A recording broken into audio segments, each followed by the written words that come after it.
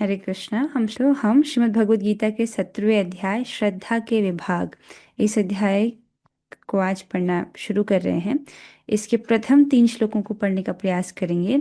हो सकता है कि श्लोक 1 और श्लोक 2 तो हम कर लेंगे, समय मिला तो तीसरा श्लोक भी आज देखने का प्रयास करेंगे। पहले आप इस श्लोक के लिंक को समझिए, ठीक है। जब आपने समय निकाला ही है भगवत गीता को पढ़ने का, तो उसको गंभीरता से पढ़िए, क्योंकि गीता महात्म्य में वर्णन है कि जो भगवत गीता को निष्ठा से गंभीरता पूर्वक पढ़ता है तो उसके पूर्व दुष्कर्मों का प्रभाव उस पर नहीं पड़ता है, ठीक है। तो आइए, तो हम इस अध्याय को आरंभ करते हैं। पहले इस अध्याय का लिंक समझिए कि पिछले अध्याय से इस अध्याय का क्या लिंक है। तो आपने क्या समझा है कि एक तो आसुरी स्वभाव के लोग होते हैं जो कि भगवान के द्वारा जो शास्त्र दिए गए हैं उसकी अवहेलना करते हैं और मनमाने ढंग से जीते हैं, शास्त्र की आज्ञा को नहीं मानते, वो तो आसुरी स्वभाव के हैं। और एक दैवी स्वभाव है। दैवी स्वभाव कौन है? जो कि शास्त्र आज्ञा का पालन करते हैं। ये आपने पिछले अध्याय में पढ़ा। अब इस अध्याय में अर्जुन जी प्रश्न पूछते हैं कि जो इन दोनों के बीच में है, उसकी क्या गति है। बीच में है अर्थात ऐसा व्यक्ति जो शास्त्र के अनुसार नहीं चलता लेकिन श्रद्धा से कुछ पूजा करते हैं। ऐसा है ना, देखो, भक्ति में आने से पूर्व हमने शास्त्र तो नहीं पढ़े थे, लेकिन कुछ ना कुछ पूजा हम कर रहे थे, किसी न किसी देवता की कर रहे थे ना। तो ऐसे भी लोग हैं इस जगत में जो शास्त्र नहीं जानते लेकिन श्रद्धा है और श्रद्धा से कुछ कुछ पूजा कर रहे हैं किसी किसी देवता की। उनकी क्या गति होगी? या ऐसे व्यक्ति जिन्हें शास्त्र पता है लेकिन उसको आलस के कारण मानते नहीं है, मतलब आलस के कारण वो करते नहीं है, ऐसे लोग की क्या गति है? इसको अर्जुन जी पूछ रहे हैं, ये जो बीच वाले लोग हैं, ठीक है। तो लिंक क्या है? उन लोगों की स्थिति क्या है जो वेद को पढ़ने और समझने के बाद आलस्य या अन्य कारणों से उन नियमों का पालन नहीं करते और देवताओं या अन्यों की लौकिक श्रद्धा से पूजा करते हैं। समझ आया? मतलब वेद को पढ़ा है, शास्त्र समझा है, लेकिन आलस्य या किसी और कारण से पालन नहीं कर रहे हैं, और लेकिन कुछ श्रद्धा है तो देवता और अन्यों की पूजा कर रहे हैं लौकिक श्रद्धा से, ठीक है। तो दैवी और आसुरी व्यक्तियों के मध्य, तो ये ना तो दैवी और ना तो आसुरी हुए, बीच में है। तो ऐसे जो व्यक्ति हैं उनकी क्या निष्ठा है, अर्थात उनकी क्या स्थिति है, ये अर्जुन जी पूछ रहे हैं। अच्छा प्रश्न है ये, ठीक है। तो इसी प्रश्न का उत्तर जो है भगवान दे रहे हैं। तो पहले हम श्लोक की कुछ आवृत्ति करेंगे जो अर्जुन उवाच अर्जुन उवाच। ये शास्त्र विधि मुत्सृज्य ये शास्त्रविधिमुत्सृज्य यजन्ते श्रद्धयान्विताः यजन्ते श्रद्धयान्विताः तेषां निष्ठा तु का कृष्ण तेषां निष्ठा तु का कृष्ण। सत्त्वमाहो रजस्तमः। सत्वमाहो रजस्तमः। ठीक है, कौन है? महाकवि जयदेवदास प्रभु जी। अर्जुन उवाच अर्जुन उवाच। ये शास्त्रविधिमुत्सृज्य ये शास्त्रविधिमुत्सृज्य यजन्ते श्रद्धयान्विताः यजन्ते श्रद्धयान्विता तेषां निष्ठा तु का कृष्ण तेषां निष्ठां तु का कृष्ण। सत्त्वमाहो रजस्तमः। सत्त्वमाहो रजस्तमः।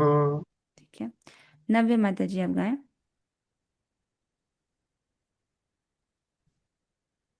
अर्जुन उवाच अर्जुन उवाच।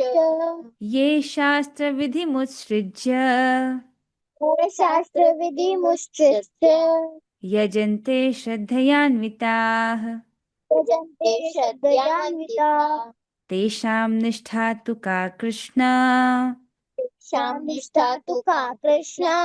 सत्त्वमाहो रजस्तमः। रजस्तमः। बहुत हरे सुंदर, बहुत सुंदर। यद्यपि आपका शरीर छोटा है लेकिन आप श्लोक बहुत अच्छा गाती हैं। तो अब हम आगे बढ़ेंगे, आगे और भी श्लोक हैं। आज हम 3 श्लोकों को लेने का प्रयास कर रहे हैं। तो अर्जुन ने कहा, हे कृष्ण, जो लोग शास्त्र के नियमों का पालन न करके अपनी कल्पना के अनुसार पूजा करते हैं, उनकी स्थिति कौन सी है? वे सतोगुणी हैं, रजोगुणी हैं या तमोगुणी? तो क्या प्रश्न पूछा अर्जुन जी ने? जो लोग शास्त्र के नियमों का पालन नहीं करते हैं, अपनी कल्पना के अनुसार कुछ पूजा करते हैं, तो शास्त्र में जो विधि बताई गई है उसका पालन नहीं कर रहे हैं, लेकिन उनकी कुछ श्रद्धा है और उस श्रद्धा से युक्त होकर के वो जो है पूजा कर रहे हैं, तो इनकी स्थिति कौन सी है? क्या ये सात्विक हैं या रजोगुणी या तमोगुणी हैं? इस प्रकार से पूछ रहे हैं। ठीक है, चित्र को देखिए तो समझ आएगा। तो दैवी स्वभाव को देखिए पहले। जो दैवी स्वभाव है, भगवान ने क्या कहा था? जो दैवी स्वभाव वाले हैं उनको मेरे द्वारा जो दिया गया ज्ञान है वह यथावत समझ आएगा। ठीक है, तो जो दैवी स्वभाव के लोग हैं ये भगवान द्वारा दिए गए ज्ञान के अधिकारी होते हैं। ठीक है, इनको वो ज्ञान समझ आता है। और जो आसुरी स्वभाव के लोग हैं ये भगवान द्वारा दिए गए ज्ञान के अधिकारी नहीं होते हैं, इनको वो ज्ञान नहीं समझ आता, ये अज्ञान में ही रहते हैं। ठीक है, तो अब अर्जुन जी का प्रश्न है कि ये जो बीच के जो लोग हैं, ठीक है, जो शास्त्र के अनुसार नहीं चल रहे लेकिन श्रद्धा है, श्रद्धा शब्द क्यों इंपॉर्टेंट है? देखिए, जो आसुरी स्वभाव के लोग जब यज्ञ करते हैं, ये दान देते हैं, तो उसका उनको फल नहीं मिलता क्योंकि उनमें श्रद्धा नहीं है। वो इसलिए कर रहे हैं दंभ के लिए, धार्मिक ख्याति प्राप्ति के लिए। ठीक है, भगवान में भी उनकी श्रद्धा नहीं है। लेकिन ऐसे जो लोग हैं इनको कुछ श्रद्धा है, कुछ पूजा पाठ कर रहे हैं, इनकी स्थिति क्या है? अर्जुन जी मुख्य रूप से ये जानना चाह रहे हैं कि इनकी स्थिति क्या है, अर्थात क्या ये सात्विक हैं? अगर सात्विक हैं तो ये भगवान के द्वारा जो ज्ञान है वो इनको दिया जाना चाहिए, वे ज्ञान के अधिकारी हैं, दिव्य ज्ञान के अधिकारी हैं। लेकिन अगर ये रजोगुणी या तमोगुणी है तब तो ये आसुरी स्वभाव की तरह है, फिर इनको ये ज्ञान नहीं दिया जाना चाहिए। ये है मुख्य बात कि इनकी स्थिति क्या है, क्या ये सात्विक है? अगर सात्विक है तो ये भगवान के द्वारा जो दिया गया ज्ञान है उसके अधिकारी होंगे, इनको ज्ञान दिया जाना चाहिए।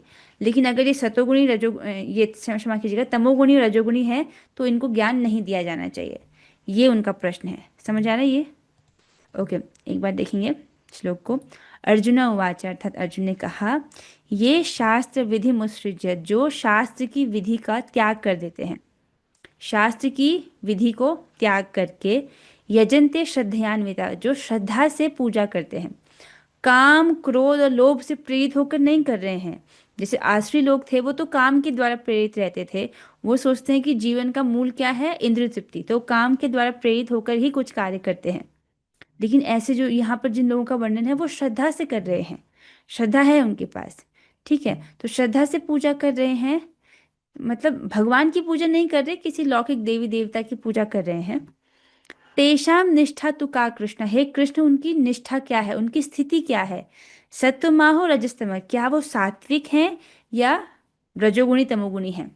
ठीक है, सात्विक हैं, अगर सात्विक हैं तो उनको भगवान के द्वारा जो ज्ञान है वह दिया जाना चाहिए। अगर रजोगुणी तमोगुणी हैं तो भगवान का जो दिव्य ज्ञान है उनको नहीं दिया जाना चाहिए क्योंकि वो उसके अधिकारी नहीं हैं। आशा श्लोक समझ आया होगा। तो देखा जाए, आपने देखा होगा जगत में जो लोग हैं शास्त्र को नहीं पढ़ते हैं लेकिन एक दूसरे की देखा देखी जो है वह पूजा करते हैं। जैसे मैं भक्ति में आने से पहले मैं भी नवरात्र का व्रत करती थी, मतलब यद्यपि पूरा नहीं, पहला और आखिरी, कुछ कुछ देवी देवताओं की पूजा करते थे। वो शास्त्र से पढ़कर तो नहीं करते थे लेकिन कुछ न कुछ श्रद्धा तो करते थे। उसी प्रकार आप में से भी कोई थे जो भक्ति में आने से पूर्व किसी देवी देवता की उपासना करते थे? हाँ, तो क्या आपने शास्त्र पढ़ा था? है ना, दूसरों को देखा देखी ये लोग कर रहे हैं, मम्मी कर रही है, ये सब कर रहे हैं तो हम भी करना शुरू कर देते हैं श्रद्धा से। तो वही प्रश्न, ऐसे जो कर रहे हैं उनकी क्या गति है, तो ये अर्जुन जी पूछ रहे हैं। ठीक है, अब यहाँ पर एक प्रश्न उठ सकता है कि देवी देवताओं की पूजा भी तो शास्त्र में है ना? जो देवी देवता की पूजा शास्त्र छोड़ के थोड़ी है, शास्त्र में तो वर्णन आता है देवी देवताओं की पूजा का। तो यह शास्त्र की विधि को त्यागना किस प्रकार हुआ? एक प्रश्न ये भी बन सकता है कि कैसे हम कह सकते हैं कि शास्त्र की विधि को त्याग दिया। तो समझिए, देवताओं की पूजा की सही विधि क्या है? उनको भगवान का अंग मानना, कि वो भगवान के सेवक हैं, भगवान से अभिन्न उनको देखना। अर्थात देवता भगवान के सेवक हैं, वे स्वतंत्र नहीं हैं। जैसे जो असुर लोग होते हैं वो शिव जी की उपासना करते हैं क्योंकि उनका द्रोह होता है विष्णु जी से। ठीक है, जैसे हिरण्यकशिपु जो है ब्रह्मा जी की उपासना कर रहा था और उसका दुश्मनी थी भगवान विष्णु से। तो वैसा नहीं, तो मतलब ऐसे जो लोग हैं, सही विधि क्या है कि देवताओं को भगवान से अभिन्न देखे, अर्थात देवता भगवान के सेवक हैं, वो भगवान से स्वतंत्र नहीं है। तो ये देवताओं को पूजने की सही विधि है। अविधि क्या है कि देवताओं को भगवान से अलग मानकर पूजा करना। ठीक है, भगवान की बिल्कुल पूजा नहीं करना और केवल देवताओं की उपासना करना, या भगवान और देवता को समान स्तर पर देखना। तो जब हमने, आपको पता नहीं, पर जब तक मैं भक्ति में नहीं थी, तब तक मैं सबको बराबर ही समझती थी, चाहे वो विष्णु जी हैं, चाहे शिव जी हैं, चाहे दुर्गा जी हैं, सबसे बराबर लगते थे। लेकिन जब भक्तों की संगति में आते हैं तब पता चलता है कि नहीं, कृष्ण भगवान हैं, दुर्गा जी हो, शिव जी हो, सब भगवान के सेवक हैं। ठीक है, तो देवता और भगवान को समान स्तर पर देखना भी अपराध है। तो ये क्या है, अविधि है। तो इस प्रकार से अविधि मतलब शास्त्र को छोड़ करके हुआ। ठीक है, और एक इस प्रकार से भी है कि भगवान जो है वेदों के कर्मकांड वाले हिस्से को फॉलो करने के लिए नहीं बोल रहे हैं। भगवान हमसे चाहते हैं कि हम अश्वत्थ वृक्ष के बाहर निकलें। ठीक है, भगवान ने क्या कहा था, ततः पदम तत् परिमार्गितव्यम यस्मिन् गता न निवर्तन्ति भूयः।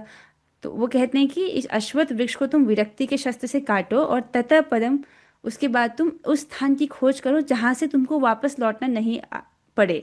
और वो कौन सा स्थान है, मेरा धाम। ठीक है, यद गत्वा न निवर्तन्ते तद धाम परमम मम। मेरा जो धाम है उसकी प्राप्ति कर लेने के बाद कोई वहां से वापस नहीं लौटता है, इसको भगवान कहते हैं। तो अगर हम कर्मकांड का वह हिस्सा फॉलो करेंगे, देवी देवताओं की पूजा वाला, तो क्या हम अश्वत्थ वृक्ष के बाहर निकल सकते हैं? नहीं निकल सकते हैं। तो देवी देवताओं की पूजा करके हम परम गति प्राप्त नहीं कर सकते हैं। ठीक है, तो इस प्रकार से जब व्यक्ति भगवान की उपासना के बारे में सुनेगा तो वह देवी देवताओं की उपासना क्यों करेगा। जैसे बताया जाता है नारदी पंचरात्र में कि अगर श्री कृष्ण को एक बार भी प्रणाम कर रहे हैं तो वो 10 अश्वमेध यज्ञ का जो फल है उससे भी अधिक है। ठीक है, उससे भी कहीं बढ़कर है। तो व्यक्ति अश्वमेध यज्ञ क्यों करेगा? जो कर्मकांडी होगा वो तो अश्वमेध यज्ञ करेगा, लेकिन जब वो शास्त्र से सुनेगा कि केवल भगवान को प्रणाम करने मात्र से 10 अश्वमेध यज्ञ से भी अधिक फल मुझे मिलेगा, तो फिर जो व्यक्ति है वो भगवान को प्रणाम करेगा ना। तो शास्त्र से सुनेगा तो भगवान की उपासना करेगा। या कर्मकांड का पालन क्यों करते हैं लोग? क्योंकि कुछ पाप हो जाता है, उसका प्रायश्चित करना चाहते हैं। तो एक एक पाप का प्रायश्चित करने के लिए 12-12 साल लग जाते हैं। लेकिन अगर कोई प्रामाणिक रूप से भक्तों की संगति में शास्त्र सुने, क्या सुने, नैकांतिकम तद्धि कृते निष्कृते मनः पुनर्धावति चेत सत्पथे तत्कर्म निर्हारमभीप्सितां हरेर गुणानुवादः खलु सत्वभावनः। जिसमें बताया गया है कि प्रायश्चित कैसे करना है। उसमें बोला गया है, धार्मिक शास्त्रों में संस्तुत किए गए प्रायश्चित के कर्मकांड हृदय को पूरी तरह स्वच्छ बनाने में अपर्याप्त होते हैं। क्यों? क्योंकि प्रायश्चित के बाद मनुष्य का मन पुनः भौतिक कर्मों की ओर दौड़ता है। तो यद्यपि कर्मकांड में प्रायश्चित की बहुत सारी विधियां हैं, लेकिन उससे मनुष्य का हृदय पूरी तरह स्वच्छ नहीं होता है। पाप किया है, उसका प्रायश्चित किया है, लेकिन पाप करने के बाद जो पाप करने की वासना है वह नहीं मिटी है। तो जब तक वो वासना है पाप करने की, तब तक उसके द्वारा पाप होते जाएंगे। तो केवल कर्मकांड के प्रायश्चित वाले हिस्से को स्वीकार कर लिया तो उससे हृदय का पूरा शुद्धिकरण नहीं होगा। तो शुद्धिकरण किससे होगा? तो ये जो प्रायश्चित की विधि है, इससे क्या होगा, जो व्यक्ति भौतिक कार्यों के सकाम फलों से मुक्ति चाहता है उसके लिए हरे कृष्ण मंत्र का कीर्तन या भगवान के नाम, यश तथा लीलाओं की महिमा का गायन प्रायश्चित की सबसे पूर्ण विधि के रूप में संस्तुत किया जाता है, क्योंकि ऐसे कीर्तन से मनुष्य के हृदय में संचित धूल स्वच्छ हो जाती है। समझ रहे? तो सबसे अच्छा प्रायश्चित का तरीका क्या है कि व्यक्ति हरे कृष्ण महामंत्र का जप करे, भगवान के नाम, रूप, गुण, लीला इनका श्रवण करे। इससे क्या होता है, मनुष्य का जो हृदय है वो पूरी तरह से स्वच्छ हो जाता है। अर्थात पाप तो मिट जाते हैं और पाप करने की जो वासना है वह भी मिट जाती है। ठीक है, तो जब व्यक्ति ये सुनेगा शास्त्र से, तब वो कर्मकांड में जो कॉम्प्लिकेटेड चीजें बताई जाती है जिसमें 10-10, 12-12 साल तक प्रायश्चित करना, वो करेगा या भगवान का नाम जपेगा। ठीक है, तो शास्त्र से जब सही चीज सुनेगा तो वो करेगा, भगवान का नाम जपेगा। मुझे स्मरण आ रहा है कि मेरी माता जी एक बार चिंतित थी कि हमारे घर में एक छोटा सा कछुआ था, बहुत बहुत सालों पहले की बात है। तो मेरी माँ ने उसको छत पे रखा था और वो जो कछुआ है वह जो है छत छत से लेकर के जो पानी का ड्रेनेज सिस्टम होता है उसमें गिर गया, और इस प्रकार से वह उसका शरीर छूट गया। तो मेरी माँ को बहुत दुख हुआ कि मैंने उसको छत में रखा था धूप सेकने के लिए और वो बेचारा मर गया, तो मुझे तो पाप लगा होगा। तो बहुत उनको बहुत दुख हो रहा था इसको। लेकिन आप देख रहे हैं कि पाप हुआ तो उसका प्रायश्चित भी यहाँ पर शास्त्र में बोला गया है कि वो हरे कृष्ण महामंत्र का कीर्तन करे। इस प्रकार से जो है उसके हृदय में संचित धूल जो है उससे वो निर्मल हो जाएगा, स्वच्छ हो जाएगा। तो जब व्यक्ति इन बातों को पढ़ेगा तो वो कर्मकांड क्यों करेगा?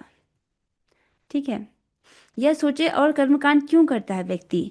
ताकि उसको कुछ पुण्य की प्राप्ति हो, स्वर्ग की प्राप्ति हो, उसकी सुकृति बढ़े, उसको श्रेष्ठ जन्म प्राप्त हो, ऐसा चाहता है ना वो। तो भगवान कहते हैं, इसको भक्ति रसामृत सिंधु से लिया गया है 1.2.252 और 153 में बोला गया है। 252 और 253 में बोला गया है कि कर्म, तपस्या, ज्ञान, वैराग्य, योग, दान, धर्म एवं अपरापर जितने भी श्रेय कर्म है, मतलब जितने भी भले कार्य हैं जिससे व्यक्ति को श्रेय की प्राप्ति होती है। श्रेय मतलब समझ लो आगे चल के उसका बहुत परम लाभ होगा। प्रेय मतलब क्षणिक इंद्रिय तृप्ति, और श्रेय मतलब आगे जाकर के उसको श्रेष्ठ लाभ होगा। तो जितने भी श्रेय कर्म हैं उनसे जो कुछ भी प्राप्त होता है उन्हें भक्ति योग से मेरा भक्त अनायास ही प्राप्त कर लेता है। समझ रहे हैं? कर्म करके, तपस्या करके, ज्ञान के द्वारा, वैराग्य के द्वारा, योग के द्वारा, दान करने के द्वारा, या जो भी श्रेय कर्म है, मतलब वो कर्म जिसके द्वारा मनुष्य को श्रेय की प्राप्ति हो, वो जो भी फल प्रदान कर सकते हैं उनको केवल भक्ति योग के संपादन से, कोई व्यक्ति भक्ति योग कर रहा है, भगवान श्री कृष्ण की भक्ति कर रहा है, तो वो अनायास ही, मतलब बिना किसी डिफिकल्ट प्रयास के बड़ी आसानी से मेरा भक्त जो है वो प्राप्त कर लेता है, ऐसा भगवान कह रहे हैं। चाहे वो स्वर्ग चाहता है, अपवर्ग चाहता है, अपवर्ग अर्थात आध्यात्मिक जगत, चाहे वो स्वर्ग चाहता है, अपवर्ग चाहता है, वैकुंठ धाम की प्रार्थना होने पर उन सबको भी मेरे भक्त अनायास प्राप्त कर लेते हैं। अनायास मतलब बिना किसी अधिक प्रयास के बड़ी आसानी से वो प्राप्त कर लेते हैं।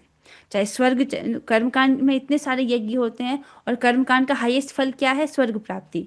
और भगवान कह रहे हैं कि मेरे भक्त भक्ति योग के द्वारा बड़ी आसानी से, चाहे स्वर्ग चाहिए, अपवर्ग चाहिए, मेरा वैकुंठ धाम चाहिए, वो सब उसको प्राप्त हो जाता है।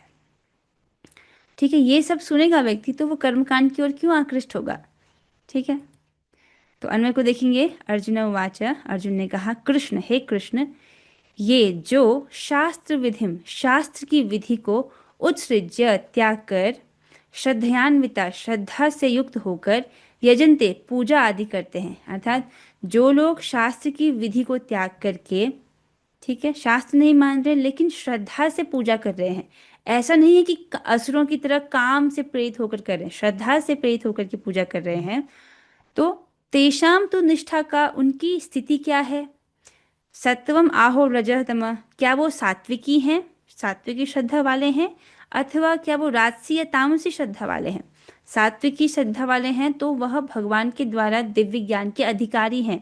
भगवान ने जिस ज्ञान को दिया उसके अधिकारी हैं, उनको वो ज्ञान दिया जाना चाहिए। लेकिन अगर वो रज और तम है, तामसी और राजसी हैं, तब उनको वो ज्ञान नहीं दिया जाना चाहिए, वो उस ज्ञान के अधिकारी नहीं है। ठीक है, आशा स्पष्ट हुआ होगा। हम तात्पर्य की ओर चलेंगे। अनुवाद और तात्पर्य कृष्ण कृपा मूर्ति श्री श्रीमद एसी भक्ति वेदांत श्रील प्रभुपाद द्वारा। प्रभुपाद जी वर्णन कर रहे हैं चतुर्थ अध्याय के 39वें श्लोक में 4.39 में कहा गया है कि विशेष प्रकार की पूजा में निष्ठावान व्यक्ति क्रमशः ज्ञान की अवस्था को प्राप्त होता है और शांति तथा संपन्नता की सर्वोच्च सिद्धावस्था तक पहुंचता है। क्या बोल रहे हैं यहाँ पर? देखो, इस श्लोक रखा गया है 4.39, जिसमें बोला गया है, श्रद्धावान लभते ज्ञानम तत्परः संयतेन्द्रियः ज्ञानम लब्ध्वा पराम शांतिम अचिरेणाधिगच्छति। तो प्रभुपाद जी इस श्लोक को कोट करते हुए कह रहे हैं कि इस श्लोक में क्या बोला गया है? जो श्रद्धालु दिव्य ज्ञान में समर्पित है और जिसने इंद्रियों को वश में कर लिया है, वह इस ज्ञान को प्राप्त करने का अधिकारी है और इसे प्राप्त करते ही वह तुरंत आध्यात्मिक शांति को प्राप्त होता है। तो जैसे कि भगवान ने पहले बोला कि जो श्रद्धा से युक्त है, पहली क्या योग्यता होनी चाहिए? श्रद्धा है उसको, जो ज्ञान भगवान दे रहे हैं, दिव्य ज्ञान, उसमें श्रद्धा है। श्रद्धा का मतलब होता है आदर बुद्धि, और श्रद्धा का एक मतलब होता है इच्छा। यहाँ पर आप इसका अर्थ लेंगे आदर बुद्धि। जो जो इसको इस प्रकार से दिव्य ज्ञान में श्रद्धा है, उसके प्रति समर्पित है, और तत्पर संयत इंद्रिय, उसने अपनी इंद्रियों को वश में कर लिया है। ठीक है। कोई व्यक्ति सोचे कि मैं भगवत गीता अच्छे से सुनूं और मैं इंद्रिय संयम नहीं करूं तो मेरी बात बन जाएगी, नहीं, तो वो गलत है। भगवत गीता भी सुने और साथ में केवल प्रसाद ही खाए, जो विधि विधान बताए गए हैं भक्ति के उसका पालन करे, बहुत आवश्यक है। तो श्रद्धा है।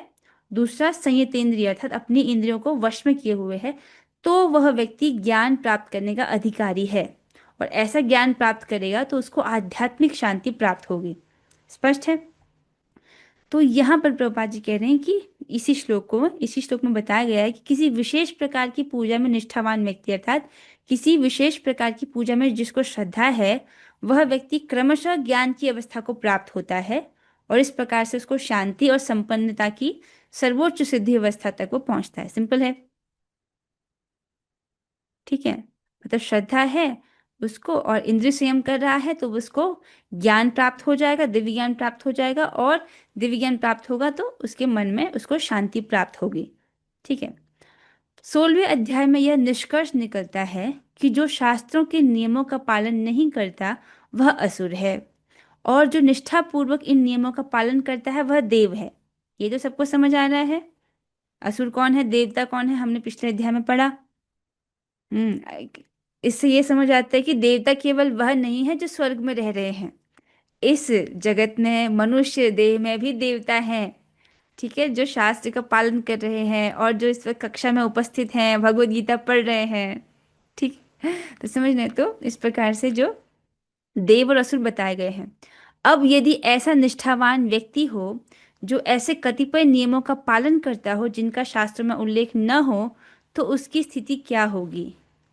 क्या एक ऐसा व्यक्ति जो कि कुछ नियमों का पालन कर रहा है लेकिन वो शास्त्र में वो नियम जो है वर्णित नहीं है, तो उसकी क्या स्थिति होगी? मतलब शास्त्र के अनुसार वो नहीं चल रहा है। अर्जुन ने इस संदेह का स्पष्टीकरण कृष्ण द्वारा अर्जुन के इस संदेह का स्पष्टीकरण कृष्ण द्वारा होना है। ठीक है। मतलब ये जो बीच वाले व्यक्ति हैं, ये जो समझाया गया था आपको, ये वाले कि जो शास्त्र के अनुसार नहीं चलते लेकिन श्रद्धा से कुछ पूजा करते हैं, उनकी क्या स्थिति है, ये इसको अर्जुन जी पूछ रहे हैं, और भगवान जो है इसका उत्तर देंगे आने वाले श्लोकों में। क्या वे लोग जो किसी व्यक्ति को चुनकर उस पर किसी भगवान के रूप में श्रद्धा दिखाते हैं, सतो रजो या तमोगुण में पूजा करते हैं? ठीक है। तो प्रभुपाद जी जो है अर्जुन जी के प्रश्न को और स्पष्ट कर रहे हैं। ऐसे लोग जो है किसी व्यक्ति की पूजा करें, ऐसे देखा गया है कि मनुष्य जो है मनुष्य की पूजा भी करता है। जैसे कि आपने देखा होगा रजनीकांत का भी मंदिर है, अब उससे क्या मिलेगा व्यक्ति को? वो भी कर रहे हैं लोग मूर्खता में। तो क्या वे लोग किसी व्यक्ति को चुनकर उस पर भगवान के रूप में श्रद्धा दिखाते हैं, तो सतोगुणी रजोगुणी तमोगुणी में पूजा करते हैं? इस प्रकार से प्रश्न है। क्या ऐसे व्यक्तियों को जीवन की सिद्धावस्था प्राप्त हो पाती है? ठीक है। इस प्रकार से जो लोग पूजा कर रहे हैं श्रद्धा से, यद्यपि वो शास्त्र में विधि का वर्णन नहीं है, क्या उनको जीवन की सफलता प्राप्त होती है? क्या वे वास्तविक ज्ञान प्राप्त करके उच्चतम सिद्ध अवस्था को प्राप्त हो पाते हैं? इस प्रकार की पूजा से क्या उनको वास्तविक ज्ञान प्राप्त होता है? जैसे हम भगवान की पूजा करते हैं तो भगवान क्या कहते हैं? तेषां सतत युक्तानां भजतां प्रीतिपूर्वकं ददामि बुद्धि योगम तम येन माम उपयान्ति ते। जो इस प्रकार निरंतर ही मेरी सेवा में प्रीति पूर्वक लगे रहते हैं, मैं उन्हें बुद्धि योग प्रदान करता हूँ, अर्थात उनको बुद्धि देता हूँ जिसके द्वारा वे मुझ तक आ सकते हैं। भगवान ने कहा उनको बुद्धि योग प्रदान करते हैं, तो भगवान ज्ञान देते हैं अपने उपासकों को। लेकिन जो इस प्रकार से किसी की भी पूजा कर रहे हैं, तो क्या उनको ज्ञान प्राप्त होता है, और क्या वो उच्चतम सिद्धि की अवस्था को प्राप्त हो पाते हैं? ये पूछ रहे हैं। जो लोग शास्त्र के विधि विधानों का पालन नहीं करते किंतु जिनकी किसी पर श्रद्धा होती है, और जो देवी देवताओं तथा मनुष्यों की पूजा करते हैं, क्या उन्हें सफलता प्राप्त होती है? सफलता समझ रहे हैं? क्या सफलता है? इस अश्वत्थ वृक्ष से बाहर निकल पाते हैं? जब तक व्यक्ति इस अश्वत्थ वृक्ष में ही फंसा है तब तक वो सफल कहाँ है? वो तो हार ही रहा है ना, वापस से उसको देह स्वीकार करना पड़ रहा है, तो उसकी हार ही हुई। तो सब इस प्रकार से अगर कोई शास्त्र के विधि विधानों का पालन नहीं कर रहा है, लेकिन उसके हृदय में कुछ श्रद्धा है, कुछ आदर बुद्धि है, और वो देवी देवताओं की पूजा कर रहा है या मनुष्यों की ही पूजा कर रहा है, जैसे कि लोग जो है एक्टर्स के भी मंदिर बना लेते हैं मूर्खतावश, तो क्या उनको सफलता प्राप्त होती है? तो अर्जुन के इन प्रश्नों को जो है अर्जुन जी इन प्रश्नों को श्री कृष्ण से पूछ रहे हैं। ठीक है, तो आई होप आपको प्रश्न स्पष्ट हो गया होगा। इसी प्रश्न पर आधारित है यह अध्याय। ठीक है, सबको समझ आ गया है? तो सर से ऐसे हिला के मुझे बताओगे समझ आ गया है तो। ठीक है, ठीक है, चलो फिर अब हम अगले श्लोक पर चलते हैं। तो पहले हम श्लोक की कुछ आवृत्ति करेंगे। जो भक्त गाना चाहते हैं वे हाथ खड़ा कर सकते हैं। ठीक है, पंकज प्रभु जी आप गाएं। जी माता जी। श्री भगवान उवाच श्री भगवानुवाच त्रिविधा भवति श्रद्धा त्रिविधा भवति श्रद्धा देहिनां सा स्वभावजा देहिनां सा स्वभावजा सात्विकी राजसी चैव सात्विकी राजसी चैव तामसी चेति तां शृणु। तामसी चेति तां शृणु। जी प्रभु जी। कौन गाएंगे अभी? कांता माता जी आप गाएं। श्री भगवान उवाच श्री भगवान उवाच त्रिविधा भवति श्रद्धा त्रिविधा भवति श्रद्धा देहिनां सा स्वभावजा देहिनां सा स्वभावजा सात्विकी राजसी चैव सात्विकी राजसी चैव तामसी चेति तां शृणु। तामसी चेति तां शृणु। जी एक और भक्त हरे चलिए। कृष्ण। मोहिनी प्रिया माता जी कहाँ चले गए आप? हाँ। श्री भगवान उवाच श्रीभगवानुवाच त्रिविधा भवति श्रद्धा त्रिविधा भवति श्रद्धा देहिनां सा स्वभावजा देहिनां सा स्वभावजा सात्विकी राजसी चैव सात्विकी राजसी चैव तामसी चेति तां शृणु।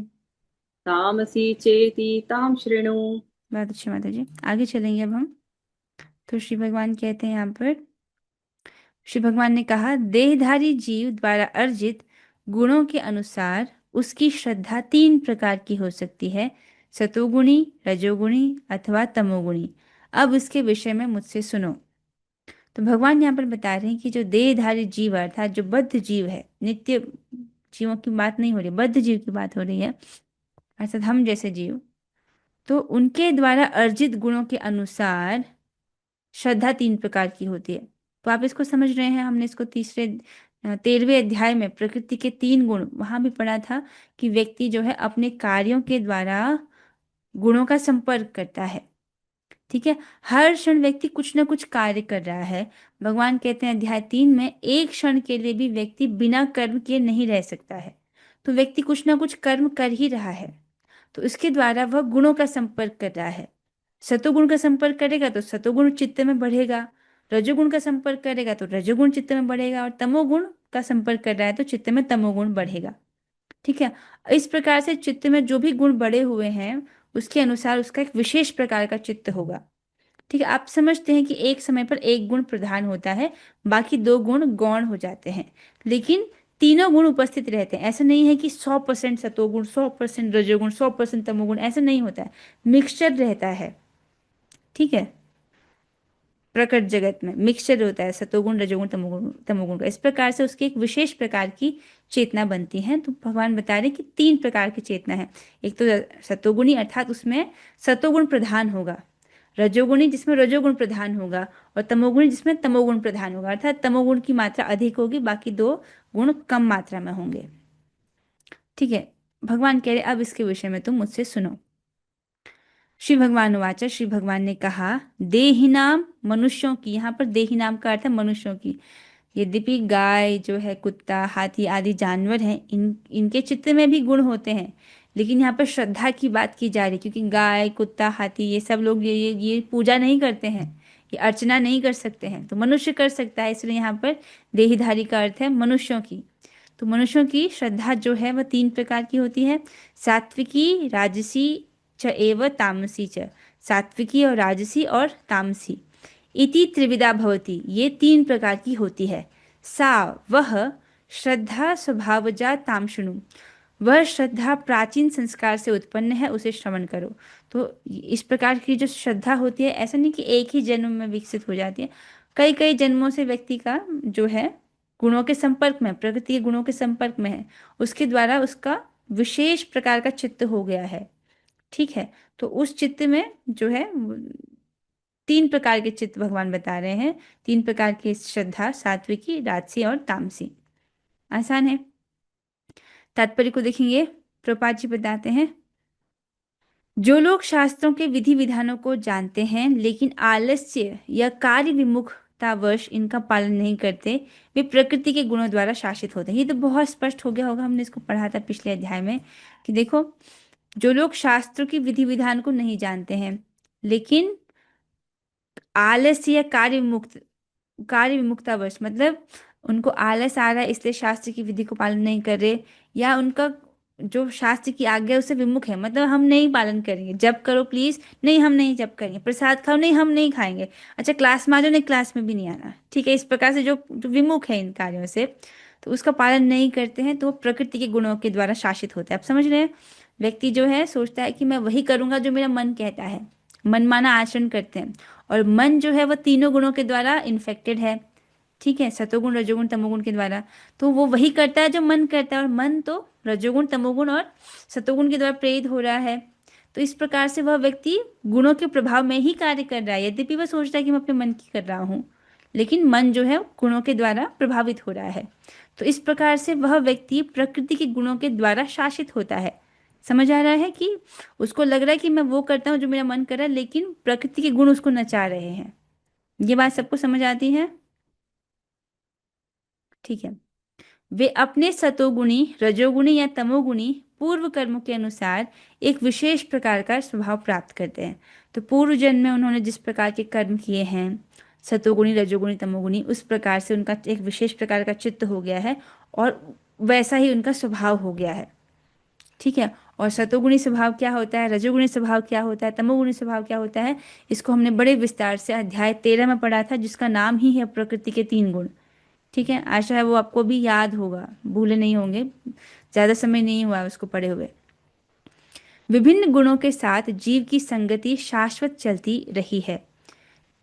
चूंकि जीव प्रकृति के संसर्ग में रहता है, अतः वह प्रकृति के गुणों के अनुसार ही विभिन्न प्रकार की मनोवृत्तियां अर्जित करता है। तो जैसे बताया गया, जीवात्मा अनादिकाल से भौतिक प्रकृति के संपर्क में है, तो अनादिकाल से हम जो है तीनों गुणों का संपर्क करते हुए आए हैं, तीनों गुणों को कमाते हुए आए अपने चित्त में। तो इस प्रकार से विशेष प्रकार की उसकी मनोवृत्ति हो जाती है। आप समझ रहे, चित्त में जिसका रजोगुण प्रधान है, तो वह उसका जो चित्त है वह रजोगुण उसको रजोगुणी कार्यों के लिए प्रेरित करेगा। तो उसकी कैसी मनोवृत्ति होगी, रजोगुणी कार्यों में प्रवृत्त होने की मनोवृत्ति होगी। उसी प्रकार से सतोगुणी भी समझना होगा, उसी प्रकार से तमोगुणी मनोवृत्ति भी समझना होगा। लेकिन यदि कोई प्रमाणिक गुरु की संगति करता है तो उसकी यह मनोवृत्ति बदल सकती है। अद्भुत बात है ये।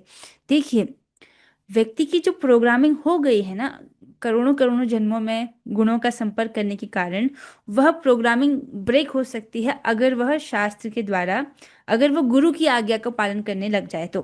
ठीक है, जैसे जिसके चित्त में तमोगुण बहुत बढ़ा हुआ है, उसको निद्रा, उसके सिम्टम्स क्या है, निद्रा, आलस्य, प्रमाद, पागलपन, इस प्रकार से ये तमोगुण के लक्षण है। ठीक है, लेकिन अगर वह व्यक्ति गुरु की शरण में जाए और गुरु जो कह रहा है वह करे, तो वह इस स्वभाव से बाहर आ सकता है। गुरु क्या कहते हैं कि तुम जप करो, हरे कृष्ण महामंत्र का जप करो। अब यद्यपि तमोगुणी व्यक्ति को या सतोगुण या रजोगुणी व्यक्ति को अच्छा नहीं लगता है, अब गुरु की आज्ञा इसलिए कर रहा है, तो क्या होगा, अब ये हरे कृष्ण महामंत्र का जप ना तो सतोगुणी है, ना रजोगुणी है, ना तमोगुणी है, यह तो निर्गुण है। तो ये धीरे धीरे उसके सिस्टम में कार्य करेगा और उसका जो स्वभाव है, उसकी जो प्रोग्रामिंग है अनादिकाल से, वह चेंज हो जाएगी। ठीक है। तो इस प्रकार से जैसे हम भक्ति की चीजें कर रहे हैं, जैसे कथा श्रवण कर रहे हैं, अभी भगवत गीता पढ़ रहे हैं, प्रसाद खा रहे हैं, नाम जप कर रहे हैं, भगवान को प्रणाम कर रहे हैं, तुलसी जी की सेवा कर रहे हैं, ये सब गुरु की आज्ञा का पालन करना ही तो है। इसके द्वारा जो हमारी करोड़ों जन्मों से जो प्रोग्रामिंग रही है गुणों के संपर्क में रहने की, गुणों के अनुसार कार्य करने की, वह टूट रही है, वो प्रोग्रामिंग अब चेंज हो रही है। ठीक है। तो इस प्रकार से बोल रहे हैं, यदि कोई प्रमाणिक गुरु की संगति करता है, संगति करना अर्थात उनके जो वाणी सेवा है, दो प्रकार की सेवा होती है गुरु की। वपु सेवा मतलब कोई उनको प्रसाद खिलाए, उनके चरणों को दबाए, उनके कपड़े धो दे, ये तो वपु सेवा है। दूसरी किस प्रकार से संगति होती है? वाणी की सेवा करके, गुरु के जो आदेश हैं उसका पालन करके। तो इन दोनों में से श्रेष्ठ सेवा कौन सी है? वाणी सेवा, अर्थात गुरु ने जो आज्ञा दी है, जैसे प्रभुपाद जी की आज्ञा क्या है? मिनिमम 16 माला हरे कृष्ण महामंत्र का निरपराधिक रूप से जप करें, ये उनकी पहली आज्ञा है, इसका पालन करना है। ठीक है। और भक्ति के जो विधि निषेध है उनका पालन करना है। तो उसकी मनोवृत्ति जो है वो बदल सकती है।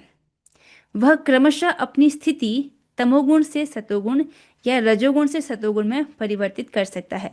यद्यपि वो तमोगुण में है, लेकिन गुरु की आज्ञा को मानेगा तो धीरे धीरे धीरे उसका चित्त जो है वह सतोगुण की ओर बढ़ेगा। और तमोगुणी है या रजोगुणी है तो धीरे धीरे जो है क्रमशः सतोगुण की ओर ऊपर उठेगा। ठीक है। बहुत अच्छा तात्पर्य है ये। मतलब करोड़ों करोड़ों जन्मों के अध्यास के कारण हमारी जो स्थिति हो गई है गुणों के अनुसार चलने की, वह चेंज हो जाती है अगर हम गुरु की आज्ञा का पालन करें तो। ठीक है। वरना अगर उसी प्रोग्रामिंग में फंसे रहेंगे तो हमारी क्या गति होगी? अश्वत्थ वृक्ष में एक और योनि, एक और शाखा में हमको कूदना पड़ेगा।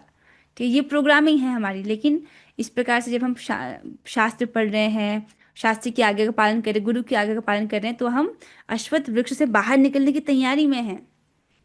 ठीक है। उसकी उसी ओर अग्रसर हैं। कहने का तात्पर्य यह है कि प्रकृति के किसी गुण विशेष में अंधविश्वास करने से ही व्यक्ति सिद्धि प्राप्त नहीं कर सकता है। ठीक है। मतलब केवल रजोगुणी कार्य को कर रहा है, तमोगुणी कार्य को कर रहा है, उसी में लगा हुआ है, तो उसको सिद्धि नहीं प्राप्त हो सकती, सफलता नहीं प्राप्त हो सकती है।